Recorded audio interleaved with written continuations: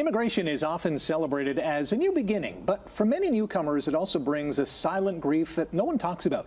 Life transition expert and grief educator Tania Chomyk works directly with newcomers through a new program that supports underemployed immigrants. And again, she sees a pattern. People show up with determination, but underneath is an unspoken grief. And we'll start there. This unspoken grief, what does that mean? How do you see it? Right. Okay. So thank you, Rick. So like you said, immigration is often seen as a fresh start. And that's true. But for many, there's this silent grief that's underneath. So in Canada, just last year, 471,000 immigrants were welcomed to Canada, which means thousands of people are leaving behind their home, their family, their culture.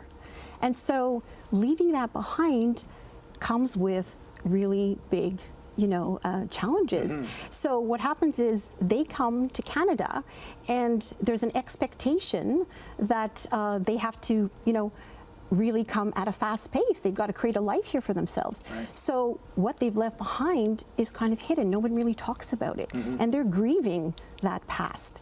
So I think we need to create a space for us to talk about that, because there's a lot going on there as they're trying to build here. What are some of the invisible or overlooked losses that newcomers carry with them when they come to Canada or other countries? Right. So there's many losses that they carry. A big one is credentials.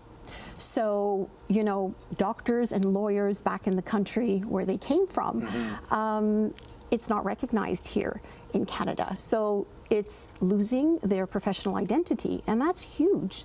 And it's not because they can't do the work, the certifications are different, right? Exactly, and then it's kind of proving yourself all over again, and then it's also doing the testing, and you're doing this perhaps not in a language that you're comfortable with, so you almost need to translate in your mind, to English or to French in Montreal to be able to do those exams, and it's very, very difficult.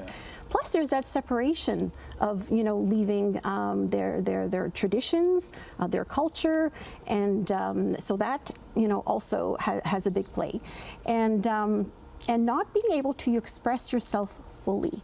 So when you can't speak in the language that you're, the international language here is English, it makes it even that much more difficult. So those things are hidden, and add all those losses together, and the person feels like, who am I? Right. We got 2 minutes. How can employers, educators, regular citizens, quote unquote, help in this regard? Yeah, so I think, listening, asking about the stories, asking how you're really doing. Employers, they can create some culturally aware spaces, small things like mentorship, and even, potluck lunches, international potluck lunches. So we connect with people through food and storytelling, and that's how you, create that connection and human experience for them. We got about a minute. You teach career planning for newcomers. How do you create a space where we can have these conversations?